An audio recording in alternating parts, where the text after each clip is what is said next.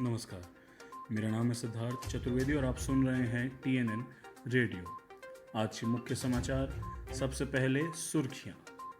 22 जिलों में 14 दिनों से नहीं आया कोई नया केस। कुल मामलों की संख्या बढ़कर हुई 14,000 पार। स्वास्थ्य मंत्रालय ने दिया DCGI को निर्देश, कम ना हो जरूरी दवाइयों का स्टॉक।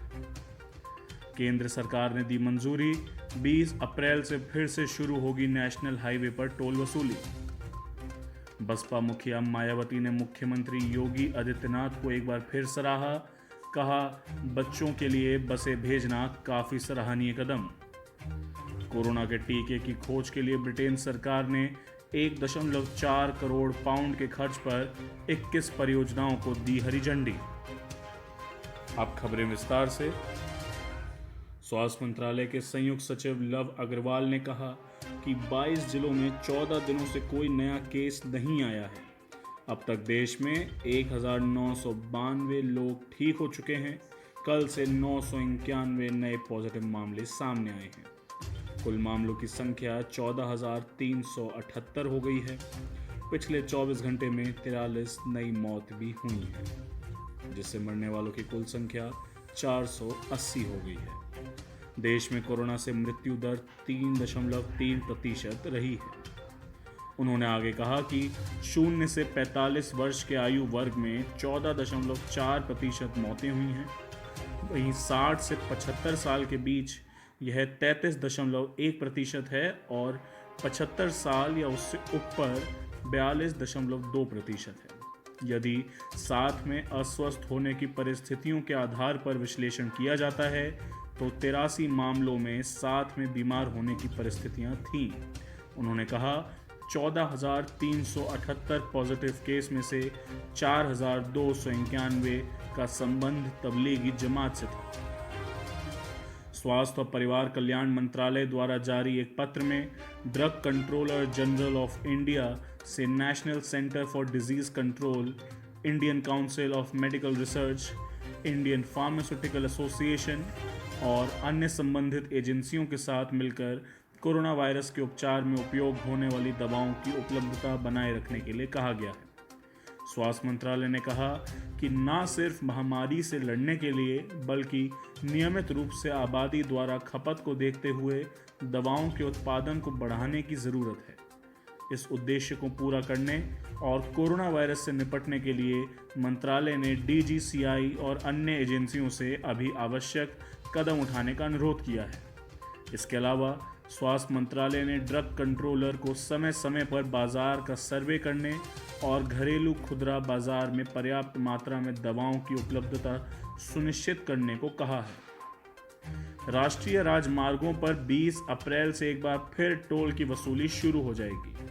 केंद्र सरकार ने भारतीय राष्ट्रीय राजमार्ग प्राधिकरण को 20 अप्रैल से राष्ट्रीय राजमार्गों पर टोल की वसूली शुरू करने की अनुमति दी है।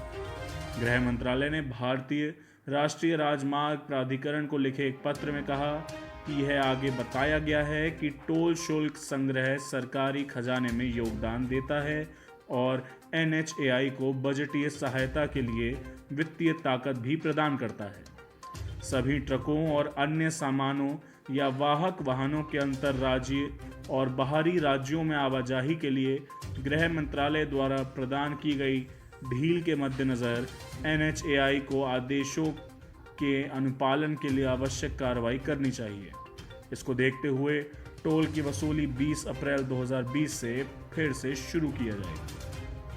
कोरोना वायरस के बढ़ते संक्रमण में बहुजन समाज पार्टी की मुखिया मायावती ने एक बार फिर CM योगी आदित्यनाथ के कदम को जोरदार ढंग से सराहा है। लॉकडाउन में राजस्थान के कोटा में कोचिंग करने गए प्रदेश के 7,000 से अधिक छात्र छात्राओं को उत्तर प्रदेश वापस लाने के CM योगी आदित्यनाथ के कदम की मायावती ने जमकर सराहना की है। बसपा मुखिया मायावती ने CM योगी आदित्यनाथ के इस कदम की सराहना करते हुए ट्वीट करते हुए लिखा कि कोचिंग पढ़ने वाले लगभग 7,500 बच्चों को लॉकडाउन से निकलने व उन्हें सुरक्षित घरों तक भेजने के लिए उत्तर प्रदेश सरकार ने काफ़ी बसें कोटा राजस्थान भेजी हैं। यह स्वागत योग्य कदम है। BSP इसकी सराहना भी करती है। कोरोना के टीके की खोज के लिए ब्रिटेन सरकार ने 1.4 करोड़ पाउंड खर्च करने के लिए हरी झंडी दे दी है। ब्रिटेन के व्यापार सचिव आलोक शर्मा ने प्रेस कॉन्फ्रेंस में बताया कि कोरोना से जंग जीतने की उम्मीद जल्द से जल्द टीके की खोज पर निर्भर करती है। उन्होंने बताया कि इसके लिए सरकार ने कोरोना टीका टास्क फोर्स बनाया है। ये टास्क फोर्स देश में टीके पर शोध और जल्द से जल्द उसका उत्पादन शुरू करने के लिए काम करेगी। इसमें मुख्य विज्ञान सलाहकार सर पैट्रिक वेलेंस और deputy chief medical officer professor Jonathan Van Tam समेत सरकार, दवा उत्पादन क्षेत्र से जुड़े लोग और इसके खास जानकार लोग शामिल होंगे। ये टास्क फोर्स टीके का ट्रायल जल्द कराने का ध्यान देगी। इस टीके की खोज के लिए सरकार ने 1.4 करोड़ पाउंड के खर्च पर 21 परियोजनाओं को हरी झंडी दी है। आज के लिए इतना ही। मेरा नाम है सिद्धार्थ चतुर्वेदी और आप सुन रहे थे TNN रेडियो। धन्यवाद।